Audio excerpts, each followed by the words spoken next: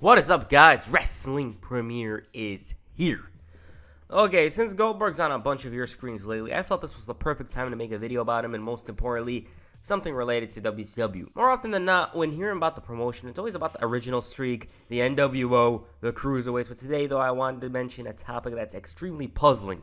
That whole Goldberg heel run that went absolutely nowhere. It had an abrupt beginning, and it didn't really exactly have a proper ending as well. Throughout the entirety of his WCW run, Bill was a popular babyface that dismantled the opposition. This time around in WCW 2000, which was essentially the Wild West, the powers that be had an idea to turn Goldberg into this dominant villain. By the end of the summer, Goldberg was back to being a babyface and would embark on a forgotten streak. That's a whole other story, but today I want to talk about heel Goldberg. So at this point in time, Bill was finding himself on the brink of returning. He had been out of the squared circle for 5 months due to breaking a car window with his bare hand. In that time, a lot happened. The world title changed more hands than a dollar bill, the wall, and basically the landscape changed. Plans were in motion for Bill's return, with Vince Russo having the idea of turning him heel. Here's what he said in an interview with Chris Van Vliet, and I quote, "I was working with Goldberg in WCW before I got there. He had a streak of 800-0. Bro, when a guy gets that kind of push from a babyface standpoint, where are you going to go from there? The logical thing was Goldberg has got to be heel. Bro, he never wanted to be a heel. He fought me tooth and nail. I remembered saying to him, Bill, you need to explain this to me because you play a heel in the movies. He was playing a killer Santa in the movies. Why is this any different? Bill looked at me and said, because in those movies, I'm not Goldberg. And he's right. He said, using my Goldberg name, I've got a persona with kids when I go to hospitals. When he said that to me, I understood it and I got it. And that's a common thing that Goldberg has said throughout his career. He always wanted to be an inspiration towards kids, and this heel run, he just didn't enjoy it. Okay, on the May 29, 2000 episode of Nitro, Goldberg made a very abrupt appearance, much to the shock of Tony Schiavone.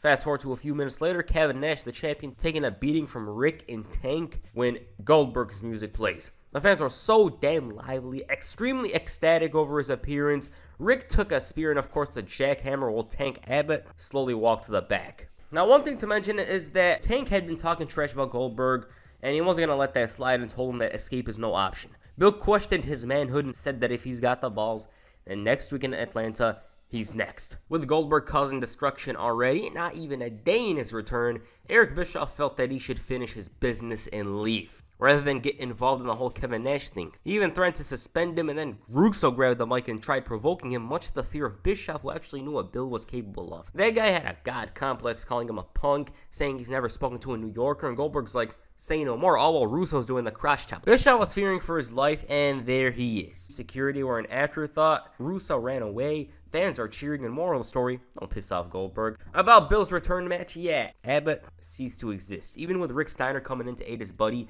Goldberg was damn near unstoppable in Atlanta. Fans were more alive than they had been in months. Kevin Nash made a run-in when he didn't need to, and Bill was victorious. Goldberg didn't leave Nash's efforts unchecked, because at the end of the night, the two men fought off new blood. But it also got him some attention from Bischoff, who promised to suspend him on Thunder for his actions, as if he was scared. Goldberg told him that if he's suspended, then Bischoff's next. Being a man of his word, Eric decided to suspend him for 90 days, and also, if he interferes in the Gauntlet main event, then he's arrested.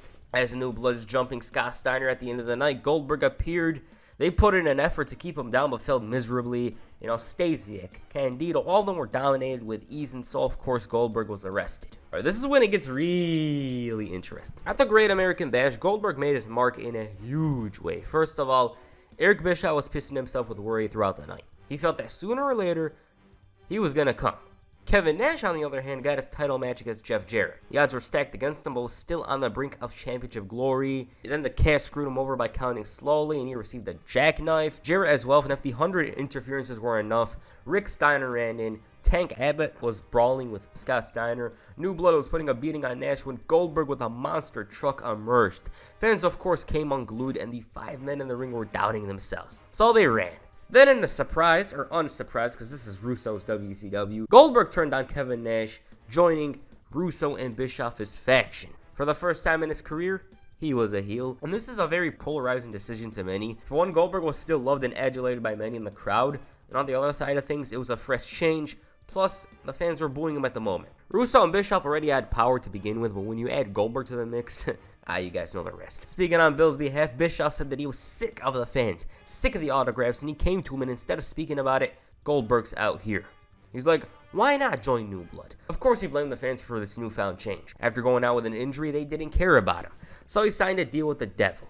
The man had a very angry feeling inside towards the fans and the guys in the back, and even told them 2 words. They weren't your next. He told them, fear this. Wolfpack music plays, and there's Kevin Nash. He called him a stupid SOB, telling him that he's got no idea who's made him, as it was WCW who gave Goldberg everything on a silver platter. And for all that talk that Bischoff made Goldberg, he made him into a star, that's a load. Sting made Goldberg. Ric Flair made Goldberg. Nash himself. Obviously, he was pissed about Sunday, so Kevin walked down to the ring. The police tried their best to cuff him, and they barely succeeded. Vince Russo, though, had other plans. He wanted Nash and Goldberg for the main event. Why? Because he wants ratings, and it was going to be a Starrcade rematch. Even though he was busy tonight, Goldberg still found enough time to interfere in Hogan's title match and screw him over. G.I. Bro of all people made the save to prevent any further damage, and fast forward to the end of the night. An extremely agitated Kevin Nash made his way out. He had been arrested, his nephew went missing, and now he's got to face Goldberg. Both men traded blows in the beginning. Nash was showing more intensity than Goldberg for obvious reasons, but Bill didn't stay down for long. Nash fights back, but New Blood interferes. Goldberg capitalizes, and there's his nephew. Russo makes his way out and forces him to watch the damage inflicted by Goldberg. Big Papa Pump tries to make the save, but police attack. The Cat's getting some shots in as well, and so of course he's arrested. Nitro concluded with Russo and Goldberg celebrating, so basically he was their lackey. He was the dominant enforcer who had felt underappreciated by the fans, and at the same time, it's more of a Kevin Nash versus New Blood feud. It's not exactly Kevin Nash versus Goldberg. In other places, Horace Hogan had a huge issue with Bill destroying his uncle, and his wish, a challenge, ended up being fulfilled, and for Goldberg, the match was cruise control. Add to that, the fans were actually cheering him. Bill was no-selling stuff, and if you were watching this with zero knowledge, you'd think Goldberg was still a babyface. After the match, he continued brutalizing Horace, and meanwhile, Big Sexy was set to face the Cat. Now, the stipulation of this match was, if Kevin Nash wins, Scott Hall is back in WCW, and the match was for his contract. I don't get why they did this, but anyways, Cat was once again wacky. He was acting tougher than he seems, and obviously he got his ass kicked, but he ended last laugh because the Outsiders weren't coming back.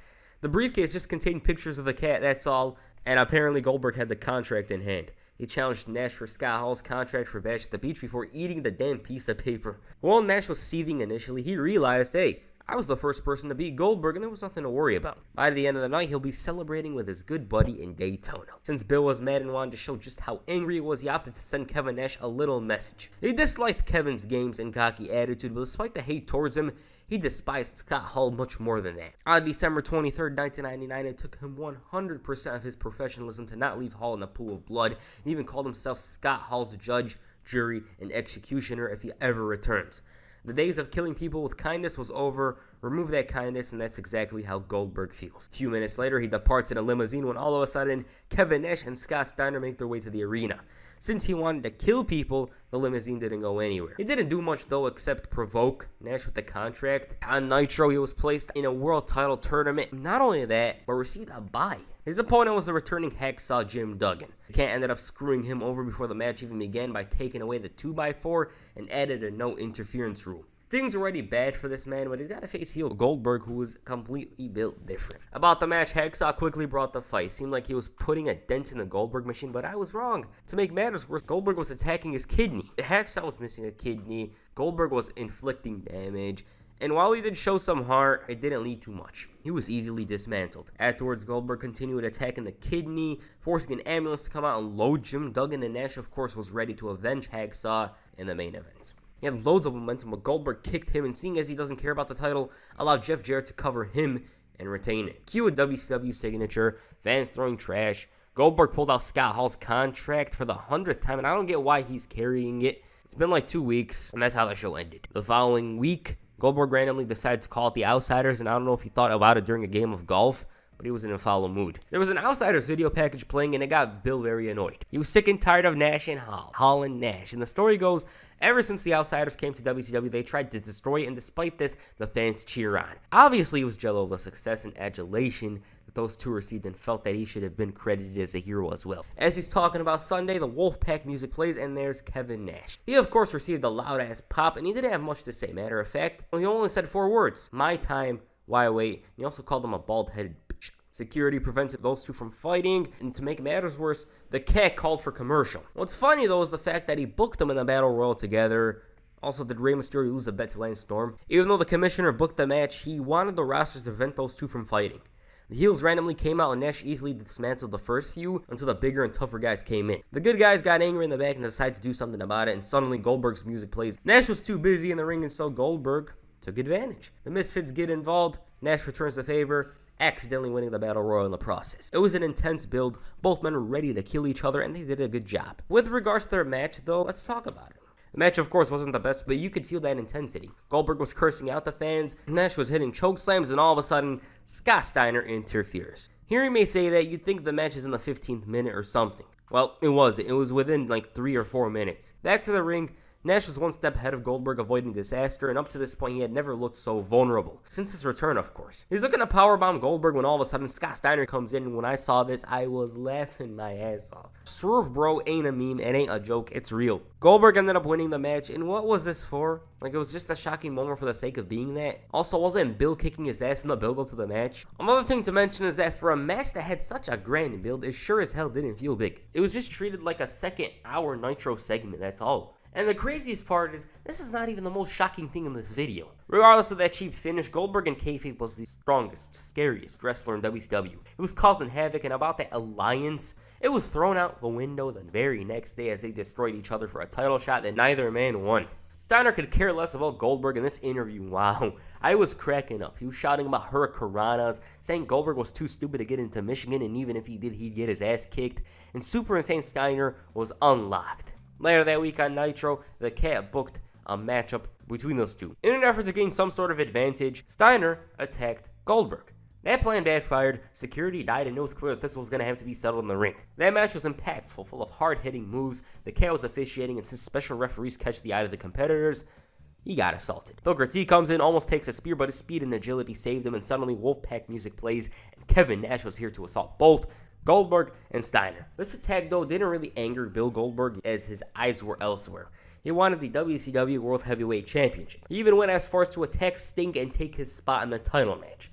Booker ended up accepting his challenge, and the match was on. The match itself was like one of those first levels in games where the antagonist is essentially unbeatable.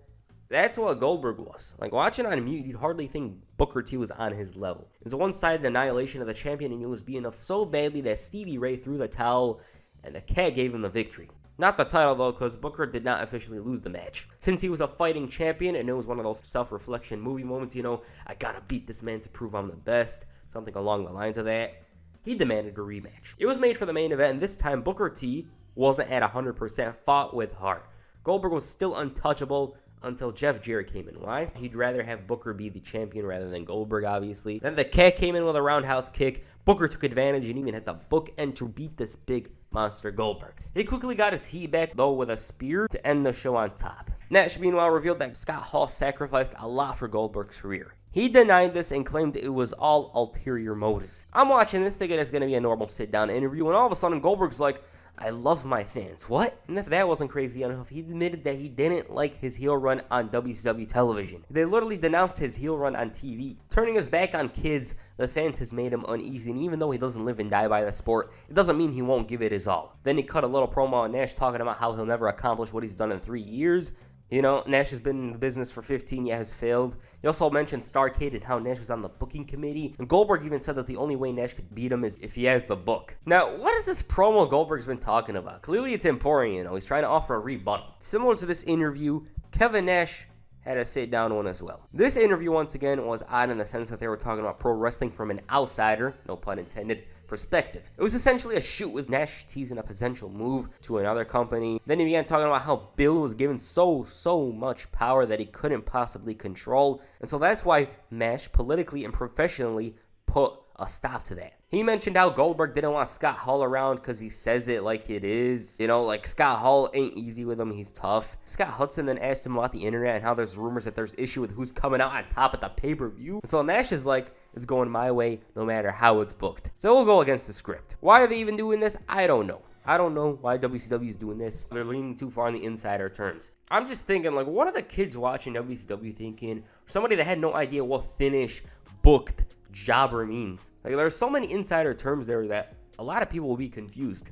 Fast forward to the July 31st, 2000 episode of Nitro. Nash is talking about how people are worked into shoots or whatever, and of course, he was going to respond to Goldberg's statements, the ones that I mentioned earlier. Kevin said that there's only been one time that he wasn't professional in the company, and that's when he faced a certain somebody in Montreal, and so he beat his ass in Quebec City. Professionalism has never been an issue, and then he was talking about how he's a fighter, not a wrestler, and in Vancouver, there's no guarantee that he's going to be a real professional.